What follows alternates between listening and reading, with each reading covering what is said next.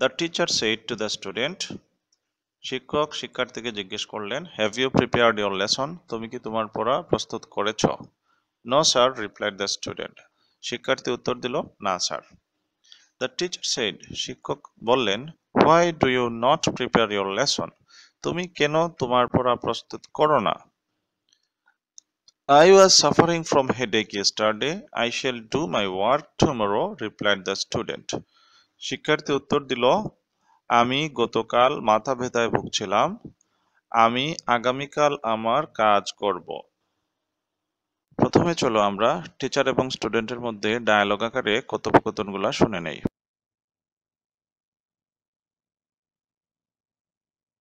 Have you prepared your lesson today? No, sir. Why do you not prepare your lesson? I was suffering from headache yesterday. I shall do my work tomorrow. এবার আমরা শুরু করি আমাদের নারেশনের কাজ। The teacher said to the student, have you prepared your lesson? এই বাক্যটা দেখা যাচ্ছে যে প্রশ্নবোধক বাক্য। তাই প্রশ্নবোধক বাক্য হলে এই সে ভার্বটাকে পরিবর্তন করে আস্ক বানাতে হবে, আর সেড পাস্ট ফর্মে থাকলে আস্কড ভার্বটি চেঞ্জ করে বসাতে হবে। তো সেইডের জায়গায় আমরা আস্ক বসাবো, আর সেইডের পরে টু বসলেও আস্কের পরে আর টু বসবে না। তো আমরা লিখবো, the teacher asked the student, শিক্ষক শিক্ষার্থীকে প্রশ্ন করলেন। আর প্রশ্নবোধক বাক্য হানা প্রশ্ন যেগুলো আছে এগুলাতে বাক্যের প্রথমে ইফ দিয়ে যোগ করতে হয়। ইফ অর্থ হচ্ছে এখানে কি না, এমনিতে ইফ অর্থ যদি, কিন্তু এখানে নারেশনের মধ্যে বা এমনিতে সাধারণভাবে যদি আমরা এরকম বাক্যের মধ্যে ব্যবহার করি, ইফ অর্থ তখন হয়ে যাবে কি না, মানে সে তার পড়া প্রস্তুত করেছে কি না। এই যে লাস্টে যে কি না আসে এটার ইংরেজি হচ্ছে ইফ। তো ইফ হি, এখানে হ্যাভ আছে, হ্যাভটা চলে যাবে সাবজেক্টের পরে, কারণ প্রশ্নবোধক বাক্যের মধ্যে অক্সিলারি ভার্বটা সাবজেক্টের আগে থাকে, কিন্তু নারেশনের মধ্যে ইনডাইরেক্ট নারেশনে যখন আমরা যাব তখন কোনো প্রশ্নবোধক বাক্য রাখা যাবে না, সব ধরনের বাক্যকে অ্যাসার্টিভ সেন্টেন্সে পরিণত করতে হবে, বর্ণনামূলক বাক্যে পরিণত করতে হবে। আর বর্ণনামূলক বাক্যে পরিণত করলে দুইটা কাজ করতে হয়, একটা হচ্ছে অক্সিলারি ভার্বটা সাবজেক্টের পরে যাবে, আর শেষে যে প্রশ্নবোধক চিহ্নটা থাকে সেই প্রশ্নবোধক চিহ্নটা উঠে যায়। তো আমরা এখানে দেখতে পাচ্ছি যে have you prepared your lesson, এখানে যে হ্যাভটা আছে এটা ইউটা আমরা চেঞ্জ করে আমরা এখানে অর্থ অনুযায়ী হি বসাবো। স্টুডেন্টের কথা যেহেতু বলছি, থার্ড পারসন হিসেবে এখানে আমরা হি বসাবো। আর ব্র্যাকেটে এই যে টিচারের ক্ষেত্রে কিন্তু হি ব্যবহৃত হবে, স্টুডেন্টের ক্ষেত্রে হি ব্যবহৃত হবে। এরকম ক্ষেত্রে দুইটা যদি থার্ড পারসন হয় তাহলে আমরা ব্র্যাকেটের মধ্যে প্রথম অক্ষরটা লিখে দিব, স্টুডেন্টের জন্য এস, টিচারের জন্য টি।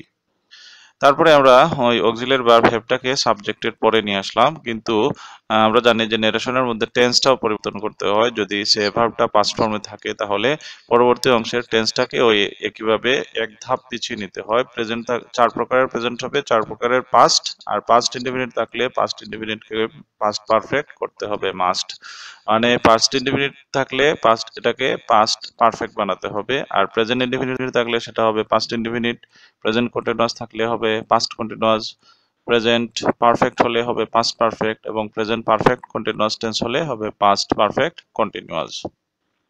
তো আমরা এখানে এই হ্যাভটাকে আমরা যেহেতু প্রেজেন্ট পারফেক্টে আছে এটাকে আমরা পাস্ট পারফেক্টে নিয়ে আসবো, এই হিসাবে হ্যাভটা হয়ে যাবে হ্যাড। আর প্রিপেয়ার্ড যেভাবে আছে সেভাবে থাকবে। ইয়োর লেসন, শিক্ষক ছাত্রকে বলেছিলেন, আমরা এখানে দুইটাই যেহেতু থার্ড পারসনে পাচ্ছি সবকিছু আমরা কিন্তু হি, হিম, হিজ এই ধরনের শব্দ বসাবো। তো if he had prepared his lesson, সে কি তার পড়া প্রস্তুত করেছিল কিনা। No sir, replied the student, শিক্ষার্থী উত্তর দিল, না স্যার।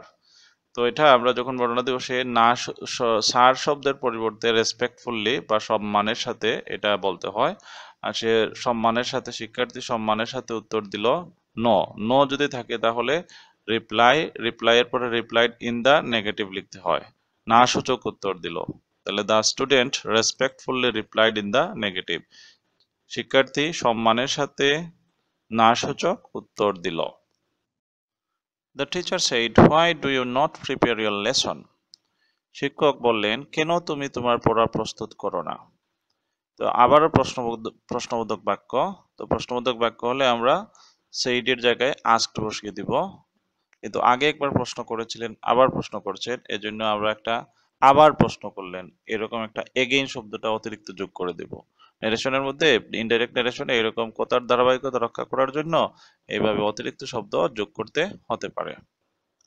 দ্য টিচার আস্কড, শিক্ষক আবার জিজ্ঞেস করলেন। এখানে আমরা দেখি ডুটা আছে, এটা অক্সিলারি ভার্বটা সাবজেক্টের পরে চলে যাবে এবং ডুটা হয়ে যাবে ডিড এবং ইউটা হয়ে যাবে হি। তাহলে হবে why he did not prepare his lesson, কেন সে তার পড়া প্রস্তুত করে না। I was suffering from headache yesterday. I shall do my work tomorrow, replied the student. আমি গতকাল মাথা ব্যথায় ভুগছিলাম, আমি আগামীকাল আমার পড়া প্রস্তুত করব, শিক্ষার্থীটা উত্তর দিল। তো এখানে আমরা দেখি যে আই ওয়াজ সাফারিং এটা পাস্ট কন্টিনিউয়াস টেন্সে আছে। তো এটাকে আমরা পাস্ট পারফেক্ট কন্টিনিউয়াস টেন্সে পরিণত করব। পাস্ট কন্টিনিউয়াস থাকলে সেটা হবে পাস্ট পারফেক্ট কন্টিনিউয়াস। তাহলে পারফেক্ট কন্টিনিউয়াস হলে আমাদের তিনটে শর্ত, হেড বসাতে হবে, বিন বসাতে হবে এবং ভার্বের সাথে আইএনজি যোগ করতে হবে। তাহলে ওয়াজের জায়গায় আমরা দিয়ে দিব হেড বিন এবং সাফারিং তো আছেই, ভার্বের সাথে আইএনজি যোগ করা। তো আমরা লিখবো দ্য স্টুডেন্ট রিপ্লাইড দ্যাট, শিক্ষার্থী উত্তর দিল that he had been suffering from headache. আর টু ইয়েস্টারডে থাকলে এটাকে নিকটবর্তী নির্দেশনা সূচক শব্দ যেগুলো এগুলোকে দূরবর্তী নির্দেশনা সূচক শব্দে পরিণত করতে হয়। অর্থাৎ ইয়েস্টারডে শব্দটাকে আমরা বানিয়ে দিব দ্য প্রিভিয়াস ডে, পূর্ববর্তী দিন মানে আগের দিন। আগের দিন যে সময়ের কথা বলা হচ্ছে তার আগের দিন। ইয়েস্টারডে বললে তো গতকাল বোঝাবে, এখনকার তুলনায় গতকাল, কিন্তু কথা হচ্ছে অতীতের। অতএব ইয়েস্টারডে না লিখে লিখতে হবে দ্য প্রিভিয়াস ডে, ওই সময়ের আগের দিন। তাইলে এখানে আমরা লিখে দিলাম দ্য দ্য প্রিভিয়াস ডে।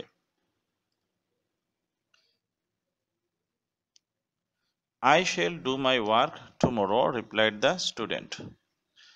এই অংশটা আমরা যেহেতু একই ধরনের বাক্য, এটাকে আমরা ইনডাইরেক্টে এন্ড দিয়ে যোগ করে, একই ধরনের বাক্য যেহেতু আছে এন্ড দিয়ে যোগ করে দেব, না হলে কিন্তু আবার হি এগেইন সেড বা হি ফার্দার সেড, সে আরো বললো, এই ধরনের শব্দ যোগ করা লাগবে।